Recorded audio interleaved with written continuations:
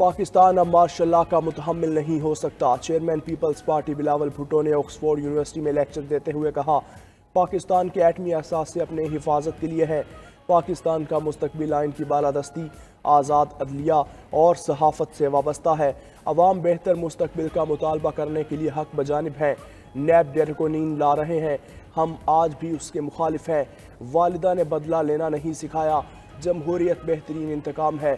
خواتین پر عائد پابندیوں کے باوجود بے نظیر بھٹو ملک کی وزیر اعظم بنی۔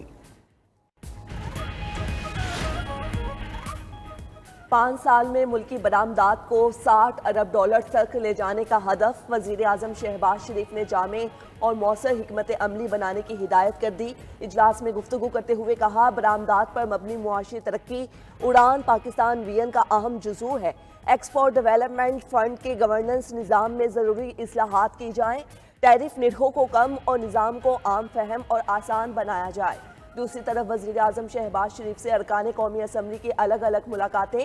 وزیر اعظم نے ارکان اسمبلی کو اپنے حلقوں میں عوام سے روابط بڑھانے اور ان کے مسائل حل کرنے کی ہدایت کی۔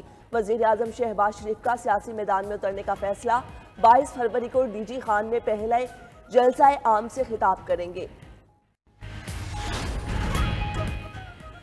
جسٹس سرفراز ڈوگر سمیت ٹرانسفر ہونے والے تینوں ججز کو کام سے روکا جائے۔ اسلام آباد ہائی کورٹ کے 5 جج سپریم کورٹ پہنچ گئے۔ عدالت عظمیٰ میں سینیورٹی کے خلاف درخواست دائر۔ درخواست گزاروں میں جسٹس محسن اختر کیانی، جسٹس طارق محمود جہانگیری شامل، جسٹس بابر ستار، جسٹس سمن رفت امتیاز اور جسٹس سردار اعجاز اسحاق شامل۔ 49 صفحات پر مشتمل درخواست آرٹیکل 184 کی شق 3 کے تحت دائر کی گئی۔ درخواست میں موقف اختیار کیا۔ صدر کو آرٹیکل 200 کی شق 1 کے تحت ججز کے تبادلے کا لامحدود اختیار حاصل نہیں۔ مفاد عامہ کے بغیر ججز کو ایک ہائی کورٹ سے دوسری ہائی کورٹ ٹرانسفر نہیں کیا جا سکتا۔ درخواست میں استدعا کی گئی ہے کہ صدر مملکت کے اختیار کو جوڈیشل کمیشن کے ساتھ مشروط کیا جائے۔ درخواست میں وفاقی حکومت، ٹرانسفر ہونے والے 3 ججز اور ہائی کورٹس کو فریق بنایا گیا۔ ججز نے درخواست میں حکم امتناع سے لکھا گیا۔ روایتی حریف پرانا میدان آمنے سامنے انڈیا اور پاکستان۔ قومی اسکواڈ اپنے اگلے چیلنج کا سامنا کرنے کے لیے دبئی پہنچ گیا۔ پاکستان اور بھارت کا ہائی وولٹیج ٹاکرا 23 فروری کو ہوگا۔ Pakistani cricket team Dubai stadium میں آج پریکٹس کرے گی۔ پاکستانی ٹیم 27 فروری کو اپنا آخری گروپ میچ بنگلہ دیش سے کھیلے گی۔ New Zealand cricket team Karachi سے اسلام آباد پہنچ گئی۔ نیوزی لینڈ کی ٹیم 24 فروری کو بنگلہ دیش کے خلاف میچ کھیلے گی۔ ادھر چیمپئنز ٹرافی کا افتتاحی میچ نہ جتوانے اور انجرڈ ہونے کا غم۔ قومی ٹیم کے بلے باز فخر زمان ڈریسنگ روم میں رو پڑے۔ شاہین آفریدی فخر زمان کو تسلی دیتے رہے، وہ نیوزی لینڈ کے خلاف میچ میں فیلڈنگ کے دوران انجری کا شکار ہو گئے تھے۔ وزیر خزانہ محمد اورنگزیب کی زیر صدارت اقتصادی رابطہ کمیٹی کا اجلاس۔ آئی سی سی اور دیگر غیر ملکی اداروں کو چیمپئنز ٹرافی کے لیے ٹیکس آمدنی پر چھوٹ کی منظوری۔ اعلامیے کے مطابق ٹیکس چھوٹ کھیلوں کے ایونٹس کی میزبانی کے بین الاقوامی معیار کے تحت دی گئی۔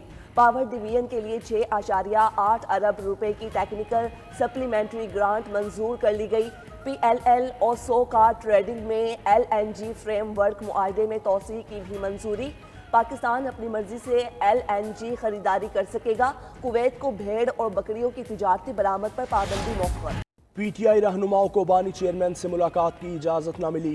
سلمان اکرم راجہ، فیصل چودھری، جنید اکبر، شاندانہ گلزار، حامد رضا اور دیگر اڈیالہ جیل پہنچے تھے۔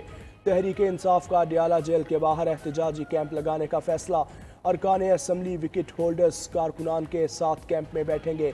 بانی پی ٹی آئی انصاف سے ملاقاتوں کی بحالی تک اڈیالہ جیل کے باہر دھرنا دیا جائے گا۔ سلمان اکرم راجہ نے ملک گیر احتجاجی تحریک شروع کرنے کا عندیہ دے دیا۔ کہا، سندھ میں اپوزیشن جماعتوں سے ملاقاتیں ہوں گی۔ مذاکرات کے نام پر ہماری تصحیح کی گئی، مذاق اڑایا گیا۔ پی ٹی آئی کے صوبائی صدر جنید اکبر کا کہنا ہے کہ اپوزیشن کے ساتھ مل کر عید کے بعد احتجاج کریں گے۔ اپوزیشن کا گرینڈ الائنس بنانے میں کامیاب ہوں گے۔ چیف جسٹس پاکستان کا انصاف تک رسائی مضبوط بنانے کے لیے دور دراز علاقوں کا دورہ کرنے کا اعلان۔ چیف جسٹس یاحییٰ آفریدی سے سپریم کورٹ بار ایسوسی ایشن کے وفد کی ملاقات۔ نظام انصاف سے متعلق اصلاحاتی ایجنڈے پر گفتگو۔ ملاقات کے اعلامیے کے مطابق چیف جسٹس نے کہا کہ عدلیہ اور وکلاء کی اجتماعی دانش اور کردار مؤثر عدالتی نظام کے لیے ناگزیر ہے۔ وکلا اور عدلیہ کا باہمی تعاون قانون کی حکمرانی برقرار رکھنے کے لیے بنیادی حیثیت رکھتا ہے۔ وکلا کے تعاون کے بغیر منصفانہ اور مؤثر عدالتی نظام کے مقصد کو حاصل نہیں کیا جا سکتا۔ چیف جسٹس نے وفد کو یقین دلایا کہ وہ ان کے مسائل کے حل کے لیے پرعزم ہیں۔ ہو سکتا ہے پی ٹی آئی کے کچھ لوگ چاہتے ہوں بانی باہر نہ آئیں۔ میری نظر میں اسمبلیوں سے استعفوں کا فیصلہ درست نہیں تھا۔ پی ٹی آئی اور اسٹیبلشمنٹ کی تلخی سے فائدہ نہیں نقصان ہوگا۔ سابق وفاقی وزیر اسد عمر کی 92 نیوز کے پروگرام ہو کیا رہا ہے میں گفتگو، کہا تحریک انصاف کو اپنی پالیسی پر نظر ثانی کرنا چاہیے۔ موجودہ سیاسی تلخی کو ختم کرنے کی ضرورت ہے۔ نون لیگ اور پیپلز پارٹی کو مساق جمہوریت پر بانی چیئرمین کو اعتماد میں لینا چاہیے۔ جمہوریت ایسے نہیں چل سکتی، ہمیں کوئی نہ کوئی راستہ نکالنا ہوگا۔ بلوچستان کابینہ کے اجلاس میں ڈیجیٹل لینڈ سیٹلمنٹ کی منظوری۔ بلوچستان واٹر ریسورسز مینجمنٹ بل بھی منظور۔ وزیر اعلیٰ سرفراز بگٹی کی زیر صدارت صوبائی کابینہ کے اجلاس میں اہم فیصلے۔ کابینہ نے زرعی ٹیوب ویلز کی شمسی توانائی پر منتقلی کے لیے مؤثر قانون نافذ کرنے کا فیصلہ کیا۔ بلوچستان کابینہ نے ماہی گیری اور آبی زراعت کی نئی پالیسی کی منظوری دی۔ اجلاس میں Balochistan disposal of motor vehicles rules 2025 کی بھی منظوری۔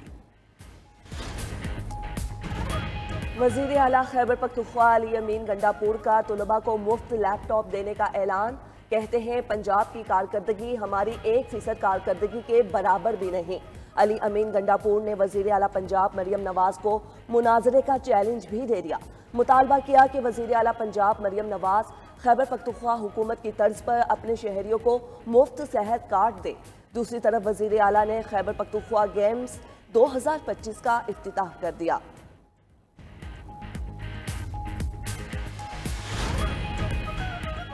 رواں سال صدقہ فطر اور فدیہ سوم کم از کم 220 روپے فی کس ادا کیا جائے۔ چیئرمین اسلامی نظریاتی کونسل نے صدقہ فطر اور فدیہ سوم کا نصاب جاری کر دیا۔ ڈاکٹر راغب حسین نعیمی کا کہنا ہے یہ نصاب گندم کے حساب سے ہے، جو کے حساب سے 450 روپے ادا کرنا ہوں گے۔ کھجور کے حساب سے 1650 صدقہ فطر اور فدیہ سوم ادا کیا جائے۔ مخیر حضرات اپنی مالی حیثیت کے مطابق صدقہ فطر اور فدیہ سوم ادا کریں۔ 30 روزوں کا فدیہ گندم کے حساب سے 6600 روپے بنتا ہے۔ 30 روزوں کا فدیہ جو کے حساب سے 13500 روپے ہے۔ سرکاری سبسڈی والا آٹا استعمال کرنے والے صدقہ فطر 160 روپے ادا کر سکتے ہیں۔ یوکرینی صدر زیلنسکی کی کیف میں امریکی ایلچی کیت کیلاگ سے ملاقات۔ زیلنسکی نے کہا ملاقات میں جنگ کی صورتحال، قیدیوں کی واپسی اور حفاظتی ضمانتوں پر بات چیت ہوئی۔ امریکہ کے ساتھ مؤثر سرمایہ کاری اور سیکیورٹی سے متعلق معاہدے کے لیے تیار ہیں۔ گارنٹی دی جائے روس دوبارہ حملہ نہیں کرے گا تو دیر پا امن ہو سکتا ہے۔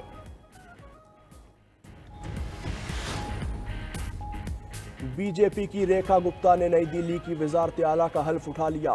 تقریب حلف برداری میں نریندر مودی سمیت دیگر اہم شخصیات کی شرکت۔ وزیر اعلیٰ ریکھا گپتا کے ساتھ ان کی کابینہ میں شامل 6 وزراء بھی اپنے عہدوں کا حلف اٹھا لیا۔ 50 سالہ ریکھا گپتا نئی دلی کی 9ویں وزیر اعلیٰ ہے۔ وہ اس منصب پر فائز ہونے والی 4تھی خاتون ہیں۔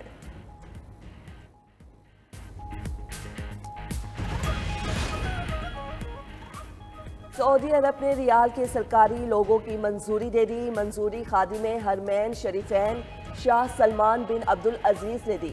سعودی ریال کی اس علامت کو خاص انداز سے لکھا گیا ہے۔ مملکت کے اندر اور بین الاقوامی مالی اور تجارتی لین دین میں اس علامت کو استعمال کیا جائے گا۔